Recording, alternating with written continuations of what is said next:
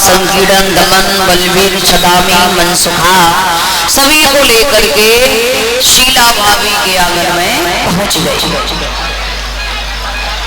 जब शीला के घर में पहुंचे, देखा कि घर खाली है, शीला है नहीं, और शीला गई थी पानी भरने के लिए। जैसे ही घर में घुसे, देखा है कि माखन की मटकी तो मिल गई, पर लेकिन रखी बहुत ऊंचे पर है। भगवान कहने लगे, अरे भैया दामा, मटकी तो मिल गई है, पर लेकिन रखी तो बहुत ऊंचे सीके में है। अरे ग्वालनी बड़ी चालाक है, ऊंचे सीके में रखी गई है, कैसे जाए पकड़े, कैसे पकड़ के उतारे से, ये तो बहुत ऊंचे सीके में टंगी है। दामा कहने लगे, भैया क्या किया जाए फिर, मटकी कैसे उतरे, कैसे माखन खाएं।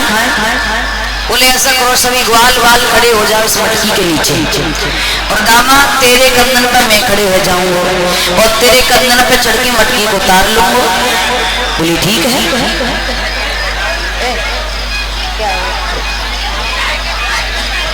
मटकी को दरवाजे हेलो हेलो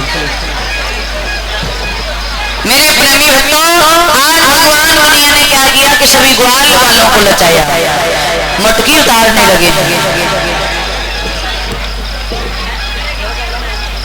बोल देना भी यहीं से खिला दो, बोल दे, 2 साल लोग आए मटकी दरवाजे में, मटकी दरवाजे के